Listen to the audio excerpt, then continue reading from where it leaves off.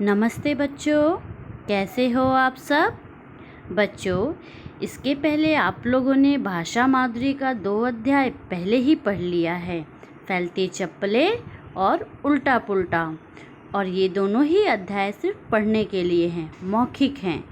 तो आज हम भाषा माधुरी का 3रा अध्याय पढ़ेंगे, अनोखा ढंग। बच्चों, इस अध्याय में हमारे देश के महान व्यक्ति गांधी जी, जिन्हें हम प्यार से बापू जी भी कहते हैं, उनके जीवन की एक छोटी सी घटना के बारे में बताया गया है। तो आइए पढ़ते हैं। अनोखा ढंग। अनोखा ढंग यानी तरीका।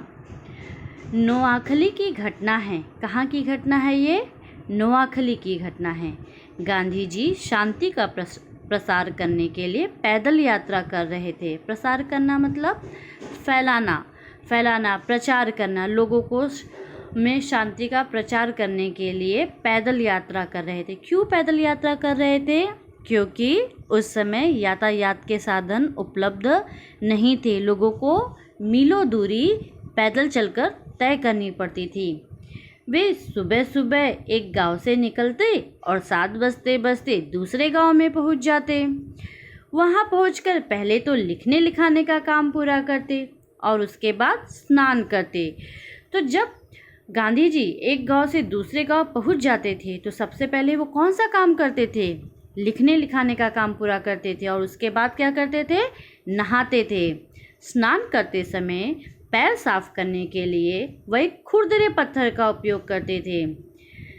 खुरदरा पत्थर आपको पता होगा बच्चों। आज भी हम लोग बाजार से, मार्केट से एक पत्थर लेते हैं जो एक शेप में होता, आकार में होता, वो खुरदरा होता है। उससे हम लोग अपनी पैरों की एड़ियों को साफ करते हैं।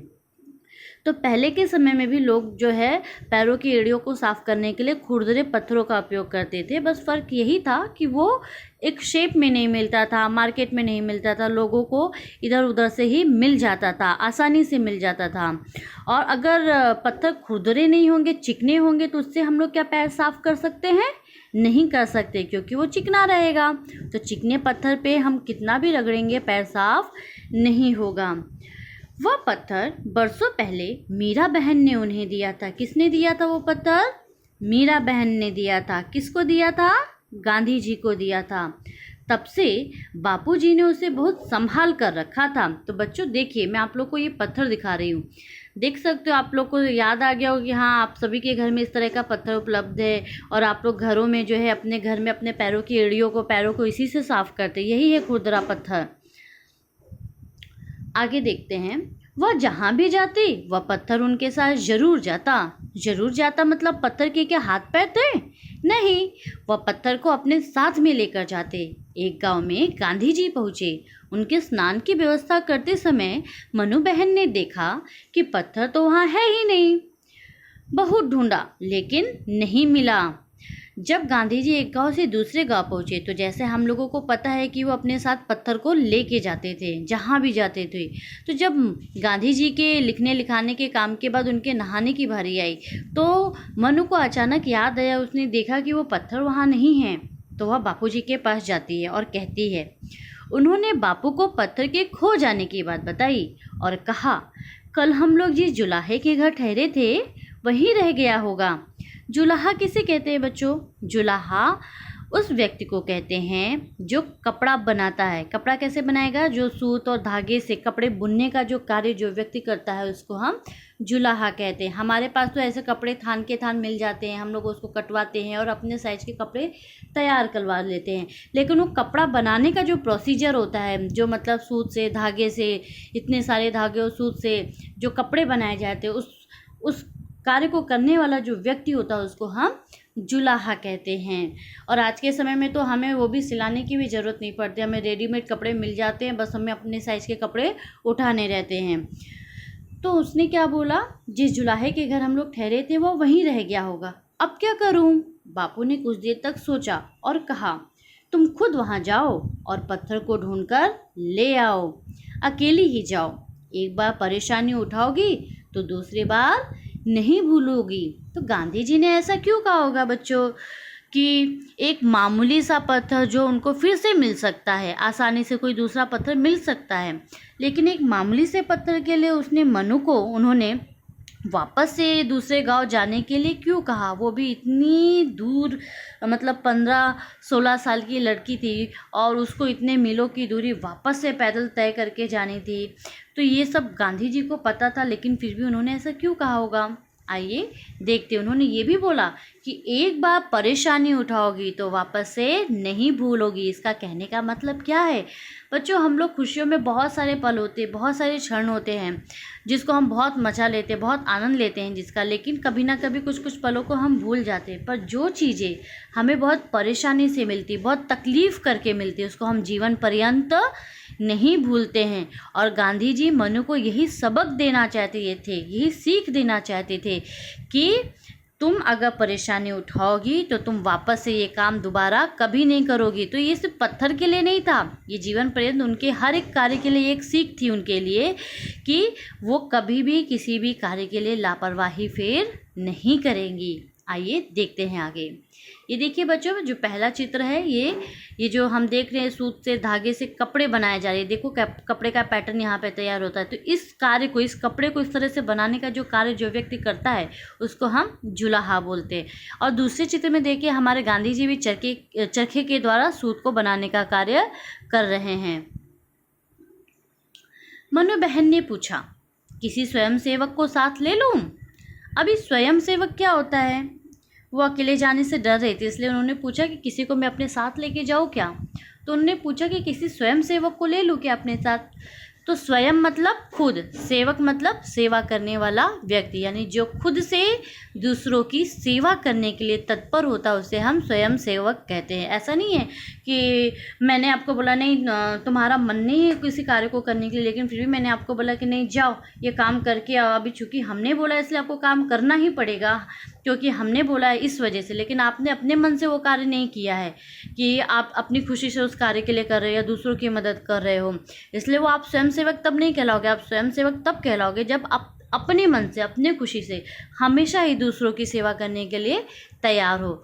इसलिए मनु बहन ने पूछा कि मैं क्या अपने साथ किसी स्वयंसेवक को ले जाऊं, यानी जो खुद ही मेरे साथ आने को तैयार हो जाए। बापू ने कहा, क्यों?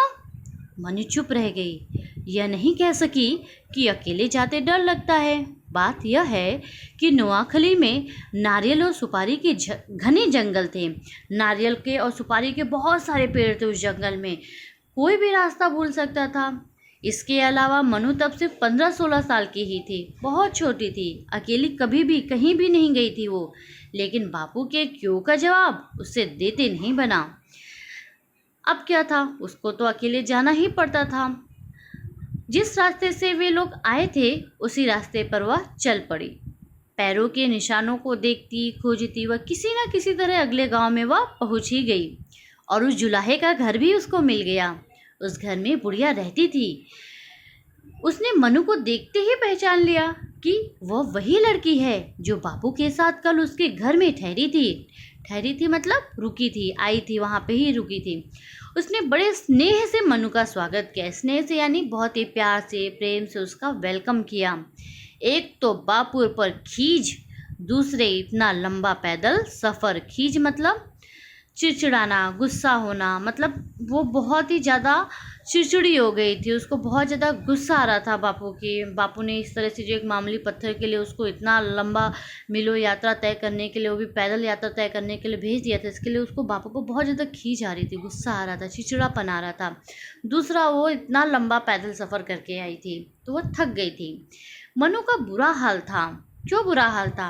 क्योंकि वो इतनी मतलब 15-16 साल की सिर्फ लड़की थी और वो इतनी लंबी पैदल यात्रा तय करके अकेले आई थी, तो वो बहुत ज़्यादा थक के चूर हो गई थी। उससे अब और भी चलने की मतलब चला नहीं जा रहा था, वो बहुत ज़्यादा थक गई थी।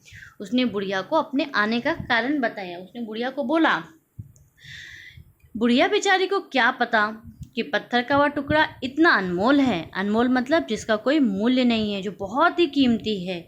उसने भी उस पत्थर को नॉर्मल मतलब सामान्य सा पत्थर समझकर उसने भी उसको कहीं कूड़े में फेंक दिया था। उसने तो उसे कूड़े के साथ कहीं फेंक ही दिया था, मतलब उसके लिए उस पत्थर की भी कोई कीमत नहीं थी। दोनों मिलकर ढूंढने लगी। भाग्य की बात, पत्थर मिल भी गया। मनु की खुशी का ठिकाना न रहा। सुबह 7:30 बजे मनु घर से निकली थी, लौटी तभी 1 बज चुका था।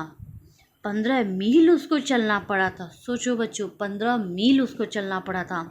वह थक कर चूर हो गई थी। भूख भी उसको बहुत जोरों से लगी थी।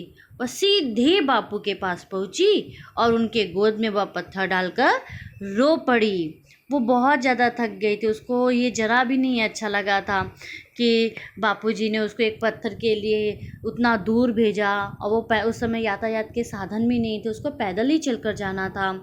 तो बहुत दुखी हो गई थी। आप लोग देखो बच्चों, इधर चित्र में दिख भी रहा है कि कैसे वो बापू के गोद में पत्थर को रखी और अपना सर रख के वो रोने लग गई। लेकिन अभी क्या कर सकते हैं, बापूजी का तो एक अनोखा ढंग था उसे अपनी गलती का एहसास दिलाने का, और साथ ही जीवन भर उसको एक सबक सिखाने का, जिससे वह गलती वापस से ना करे। साथ ही साथ वो चाहते थे कि वो निडर बने। उस घने जंगल में अकेले जाने से वो डर रही थी, लेकिन वो उसको निडर बनाना चाहते थे, डर का सामना करना चाहते थे कि वो अपने डर का सामना खुद ही करे, जिससे वो कभी भी डरे ना। चलिए आगे देखते हैं।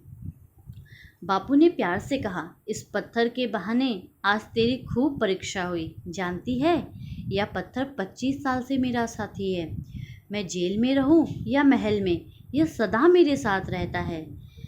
तो गांधी जी 25 साल से उस पत्थर को अपने साथ जहाँ जाते थे लेके जाते थे, पर गांधी जी से ऐसी गलती कभी भी नहीं हुई। यह इसी बात का हमें संकेत देता है, या हमें यही सिखाता है कि वो अपने कार्य के प्रति कितना ही सजग रहते थे। वो कभी भी लापरवाही नहीं करते थे किसी भी कार्य को लेके, चाहे वो फिर क्यों ना छोटा सा पत्थर ही क्यों ना हो। तो बस वही सीख वो मनु को भी सिखाना चाहते थे। ऐसे पत्थर और मिल सकते थे, लेकिन लापरवाही उचित नहीं है। देखो, बापूजी ने वही बात बोला ना कि लापरवाही सही नहीं है। मैं तुझे बस यही सिखाना चाहता था। मनु ने कहा, बापू, अगर मैंने कभी भगवान का नाम सच्चे दिल से लिया है तो वो आज ही लिया है। क्यों लिया होगा? एक तो इतनी लंबी दूरी तय करना था, और दूसरा इतनी कड़ी धूप और वो घनी जंगल, नारियल और सुपारी के पेड़ से भरा जंगल। सोचो उसको कितना डर का सामना करना पड़ा होगा, कितनी तकलीफ़ों का सामना करना पड़ेगा। तो ऐसे समय जब हमें डर होता है, तकलीफ़ होती, तभी तो हम भगवान को याद करते हैं, वो भी सच्चे दिल से याद करते कि भगवान हमारी परेशानी को दूर करे। तो वही उसने भी बोला कि अगर मैंने कभी भी भगवान का नाम लिया है सच्चे दिल से तो मैंने आज ही लिया है। बापू ने कहा, मैं स्त्रियों को निडर बनाना चाहता हूँ।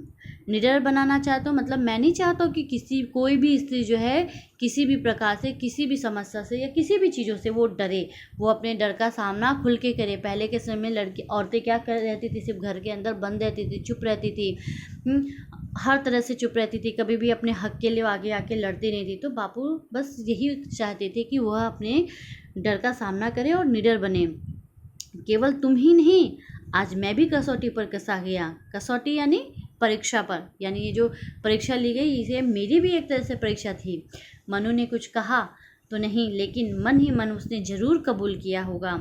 कबूल किया होगा यानी स्वीकार किया होगा कि सीख देने का बापू का यह ढंग बिल्कुल अनोखा था। मतलब और भी कोई तरीके थे ना, वो बैठ के उनको समझा सकते थे बापूजी मनु को कि ऐसे नहीं करना चाहिए, अगली बार ऐसा मत करना, जैसा हम लोग जनरली आज भी करते हैं, है ना, समझाते हैं बैठ के। लेकिन बापूजी ने जो तरीका ढूंढा उसको सीख देने का, यह वाकई में वास्तव में अनोखा ढंग था। इसीलिए इस पाठ का नाम भी अनोखा ढंग रखा गया है। तो बच्चों, उम्मीद करती हूँ कि आप लोगों को ये अध्याय समझ में आ गया होगा। एक बार वापस से इस अध्याय को आप लोग रीड करिए, जो मैंने समझाने की कोशिश की है उसको वापस से ध्यान दीजिए। आप लोग को ये पाठ और अच्छे से समझ में आ जाएगा। तो बच्चों, तब तक के लिए धन्यवाद।